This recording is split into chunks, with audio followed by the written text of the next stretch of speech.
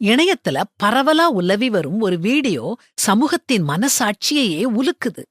ஒரு ஊர்ல 80 வயசு மதிக்கத்தக்க முதிய தம்பதிகள் இருந்திருக்காங்க. அவங்களுக்கு 2 மகன்கள், 1 மகள். பிள்ளைங்க ஆதரவு இல்லாம பெரியவங்க 2 பேரும் தனியா வாழ்ந்து வந்தாங்க. திடீர்னு ஒரு நாள் அந்த முதியவர் உடல்நலக் குறைவால இறந்து போயிட்டாரு. தந்தை இறந்த செய்திய தாய் தன்னுடைய 2 மகன்களுக்கும் மகளுக்கும் தெரிவிச்ச போதும் யாரும் வரல. இறுதியா தந்தைய பார்க்கவோ அவருடைய உடலை அடக்கம் செய்யவோ அவங்க தயாரா இல்ல.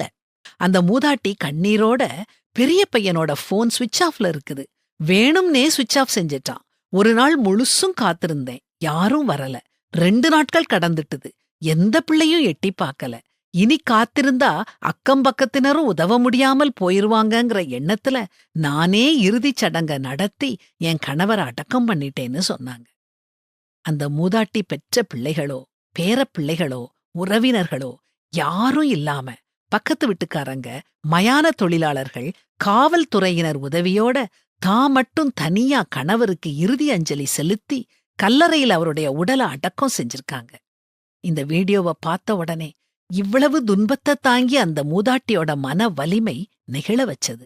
ஆனா அதே சமயம் இவ்வளவு கல் நஞ்சம் படைச்ச பிள்ளைங்க கூட இருக்காங்களா அப்படிங்கிற கேள்வியும் மனசுக்குள்ளே எழுந்தது.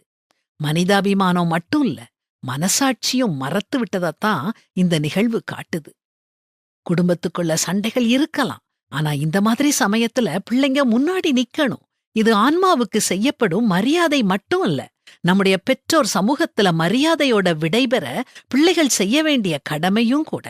பெற்றோர்கள் செய்த தியாகங்களுக்கு ஈடாக நாம எதையும் செய்ய முடியாது. ஆனா முதுமையில அவங்கள பேணுவது, பாதுகாப்பது, தனிமைப்படுத்தாமல் இருப்பது, அவங்க தேவைகளை கவனிப்பது, இவை பிள்ளைகளோட அடிப்படை தார்மீக பொறுப்பு.